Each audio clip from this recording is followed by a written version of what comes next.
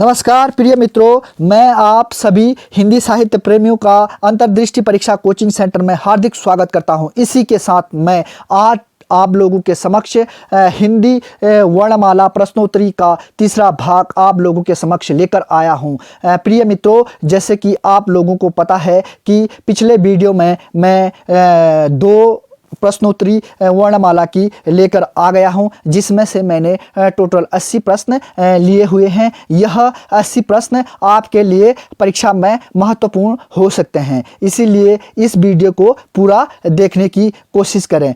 इसी के साथ मैं आज यह प्रश्नोत्तरी शुरू करता हूं। हमारा पहला प्रश्न है, वर्ण के कितने प्रकार होते हैं? Option number A 2, option number B 4, option number C 3, option number D 5। सही उत्तर है हमारा, सही उत्तर क्या है? Option number A. वर्ण के कितने भेद होते हैं? वर्ण के 2 भेद होते हैं। कैसे होते हैं? पहले एक तो हमारा क्या होता है, स्वर होता है। दूसरा क्या होता है हमारा, व्यंजन होता है, व्यंजन। इसीलिए वर्ण के 2 भेद होते हैं, एक तो स्वर, एक व्यंजन। अगला प्रश्न है हमारा, किन ध्वनियों को अनुस्वार कहा जाता है? ऑप्शन नंबर ए स्वर के बाद आने वाले नासिक ध्वनियों को, ऑप्शन नंबर बी स्वतंत्र रूप से उच्चारित ध्वनियां, ऑप्शन नंबर सी स्वर के साथ आने वाले ध्वनियां, ऑप्शन नंबर डी व्यंजन के बाद आने वाले ध्वनियां। हमारा सही उत्तर क्या होगा बताइए?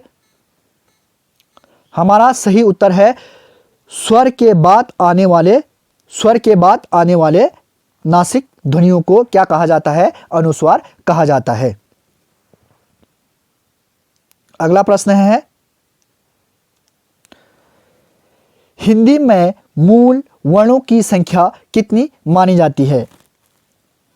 Option number A 44, option number B 52, option number C 36, option number D 13। हमारा सही उत्तर क्या होगा बताइए? हमारा सही उत्तर है ऑप्शन नंबर ए 44। 44 हमारा वर्णमाला में मूल वर्णों की संख्या है, और टोटल कुल वर्णमाला में वर्णों की संख्या कितनी है? 52 है। और कुल व्यंजनों की संख्या कितनी है? 36 है। और कुल स्वरों की संख्या कितनी है? 13 है। अगला प्रश्न है हमारा, भाषा में स्वतंत्र रूप से उच्चारित ध्वनियां निम्नलिखित में किस नाम से जानी जाती है? ऑप्शन नंबर ए स्वर, ऑप्शन नंबर बी व्यंजन, ऑप्शन नंबर सी घोष, ऑप्शन नंबर डी अघोष। सही उत्तर होगा हमारा, इसमें सही उत्तर है हमारा स्वर। व्यंजन जो है स्वरों की सहायता से बोले जाते हैं। अगला प्रश्न है हमारा, दोस्तों यह महत्वपूर्ण प्रश्न है, इसे लास्ट तक जरूर देखें।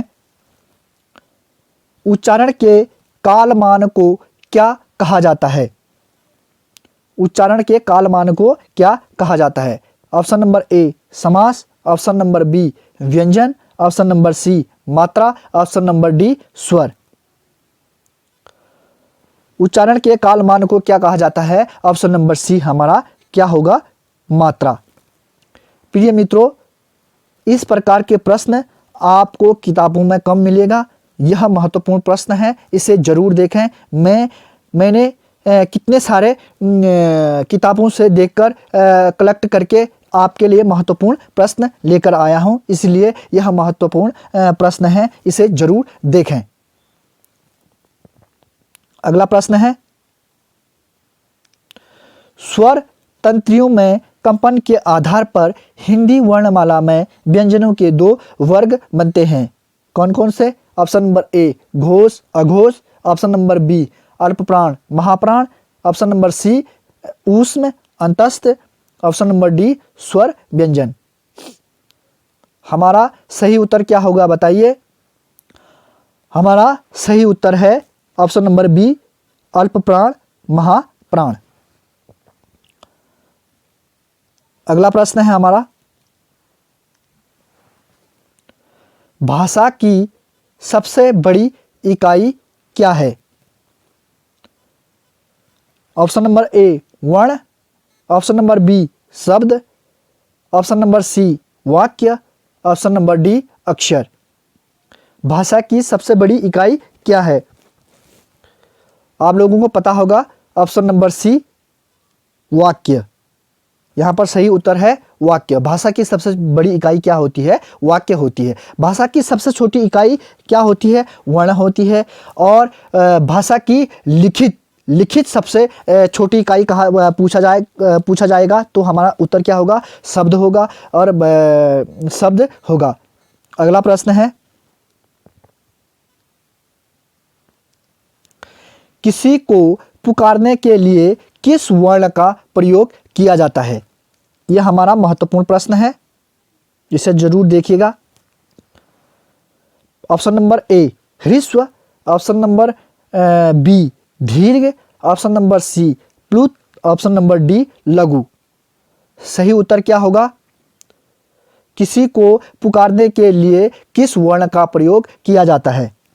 तो हमारा सही उत्तर होगा प्लुत, क्योंकि किसी को पुकारने के लिए हमारा कौन सा वर्ण का प्रयोग किया जाता है? प्लुत वर्णों का प्रयोग किया जाता है। अगला प्रश्न है हमारा, हिंदी भाषा पाणिनि किसे कहा जाता है? यह भी हमारा महत्वपूर्ण प्रश्न है। Option number A Hardev Bahri, option number B Kamta Prasad, option number C Kishori Das Goswami, option number D Nagendra. Hindi भाषा का पाणिनि किसे कहा जाता है? हमारा सही उत्तर होगा कामता प्रसाद। कौन है? कामता प्रसाद। अगला प्रश्न है हमारा, सभी स्वरों को अल्पप्राण किसने कहा? Option number A Kamta Prasad Guru, option number B Kishori Das Goswami, option number C Lallu Lal, option number D John Gilchrist. हमारा सही उत्तर क्या होगा? कामता प्रसाद गुरु। हमारा सही उत्तर क्या होगा? कामता प्रसाद गुरु। अगला प्रश्न है हमारा, अर्थ के आधार पर भाषा की सबसे छोटी इकाई कहते हैं। हम इसके बारे में आगे विचार कर चुके हैं आगे प्रश्न में। ऑप्शन नंबर ए वर्ण, ऑप्शन नंबर बी पद, ऑप्शन नंबर सी वाक्य, ऑप्शन नंबर डी शब्द। हमारा सही उत्तर क्या होगा? अर्थ के आधार पर भाषा की सबसे छोटी इकाई किसे कहा जाता है? शब्द को कहा जाता है, क्योंकि अगर हम कोई शब्द लिखते हैं तो उसका कोई ना कोई अर्थ होता है। यदि वर्ण हमने जैसे क लिखा तो क का कोई अर्थ होता है? नहीं होता है। इसलिए इसके बाद वर्णों को मिलाकर एक क्या बनता है? शब्द बनता है। उस शब्द को लिखा गया एक अर्थ होता है, इसीलिए उसे अर्थ के आधार पर सबसे छोटी इकाई कहा जाता है। अगला प्रश्न है हमारा,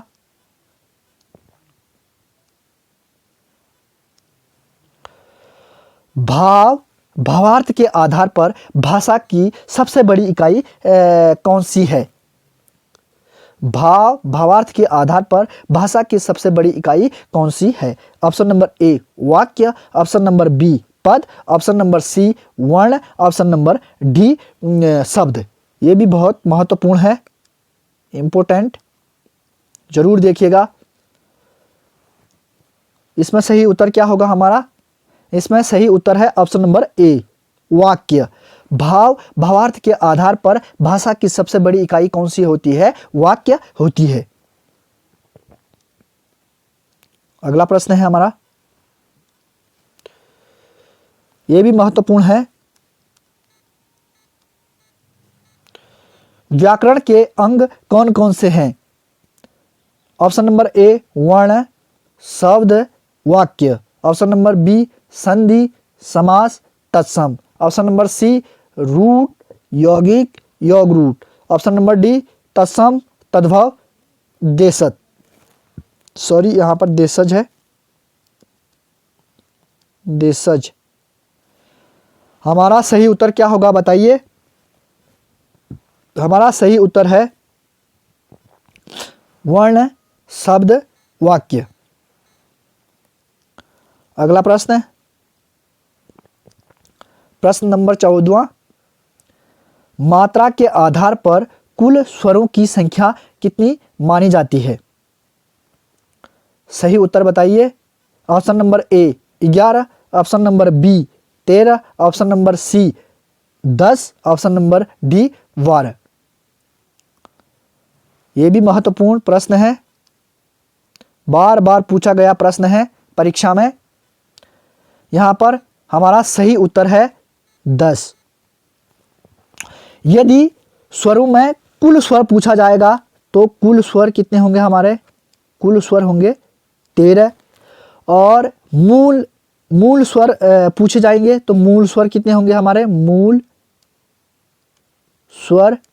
मूल स्वर हमारे 4 होंगे। कौन कौन से? अ हो गया, अ, ई, उ और री।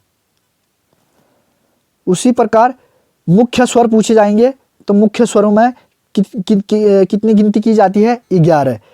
इसमें जो हमारा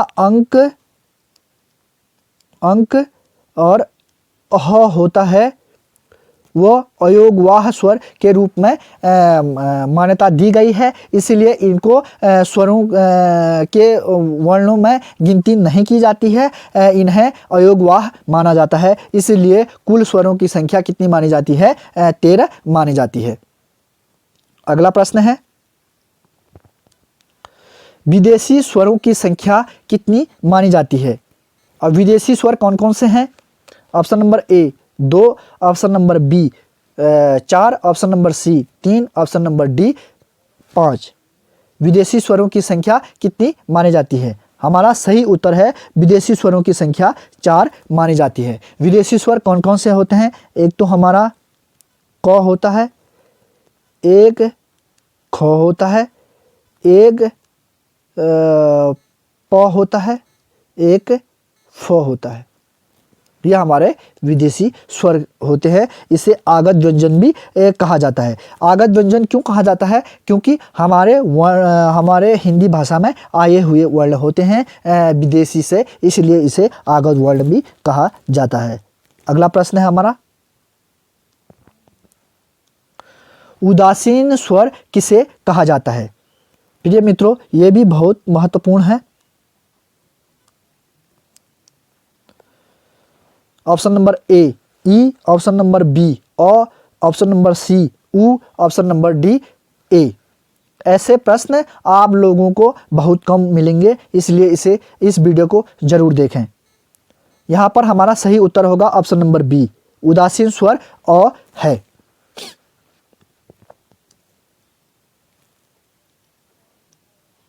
अगला प्रश्न है हमारा प्रश्न नंबर 17वां। हिंदी वर्णमाला में गोल वर्णों की संख्या कितनी मानी जाती है? और गोल वर्ण कौन कौन से होते हैं? Option number A 5, option number B 8, option number C 3, option number D 4। हमारा सही उत्तर है हिंदी वर्णमाला में गोल वर्णों की संख्या कितनी मानी जाती है? हिंदी में वर्णमाला में गोल वर्णों की संख्या कितनी मानी जाती है? 8 मानी जाती है। वह 8 कौन कौन से हैं गोल वर्ण? गोल वर्ण है हमारे अंग हो गया, छ हो गया, ट, ठ, ड, ढ, द और ह। ये हमारे गोल वर्ण हैं। अगला प्रश्न है हमारा भाषा की सबसे छोटी मौखिक इकाई किसे कहते हैं? ये भी बहुत महत्वपूर्ण है। एमपी। ऑप्शन नंबर ए वर्ण, ऑप्शन नंबर बी ध्वनि, ऑप्शन नंबर सी अक्षर, ऑप्शन नंबर डी शब्द। तो यहाँ पर हमारा सही उत्तर क्या है? सही उत्तर है मौखिक इकाई ध्वनि। यदि भाषा की सबसे छोटी इकाई पूछा जाएगा तो हमारा वर्ण होगा। अगर वर्ण ऑप्शन में नहीं होगा तो हम ध्वनि कर सकते हैं। यदि भाषा की सबसे छोटी मौखिक इकाई पूछा जाएगा तो हमारा सही उत्तर क्या होगा? वर्ण के साथ ध्वनि होगा। वर्ण के बाद क्या होगा? ध्वनि होगा। तो इस यहाँ पर सही उत्तर क्या होगा? हमारा ध्वनि होगा। तो आज का अंतिम प्रश्न हमारा यहीं पर प्रश्नोत्तरी समाप्त हो जाएगी। आज का अंतिम प्रश्न है, किन वर्णों से नए शब्द का आरंभ नहीं होता है? वर्णमाला में ऐसे कौन कौन से वर्ण हैं जिनसे एक नया शब्द की शुरुआत नहीं होती है?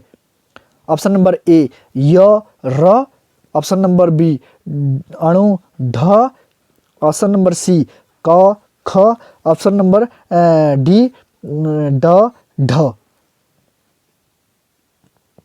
हमारा सही उत्तर है ड ढ। ये ढ और ढ ये हमारे ऑप्शन नंबर डी में माने गए हैं। मित्रों, आज की प्रश्नोत्तरी यहीं पर समाप्त होती है। इसे लाइक, शेयर, सब्सक्राइब जरूर करें। यदि आप लोगों को यह वीडियो अच्छी लगे तो कमेंट भी जरूर करें। धन्यवाद। इसी के साथ मैं आज की वर्णमाला से संबंधित सारे प्रश्नोत्तरी को समाप्त करता हूं। हमारा अगला टॉपिक होगा संधियों से संबंधित। संधियों से संबंधित प्रिय मित्रों, मैं ऐसे प्रश्न लाऊंगा जो परीक्षा में पूछे गए हैं और संधि से संबंधित आप संधि से संबंधित एक भी प्रश्न आप गलत नहीं कर पाओगे परीक्षा में, ये वादा के साथ कहता हूँ। इस वीडियो को सब्सक्राइब जरूर करें और डेली इन वीडियो को जरूर देखें और आप परीक्षा को एक बार पार जरूर कर पाओगे। धन्यवाद।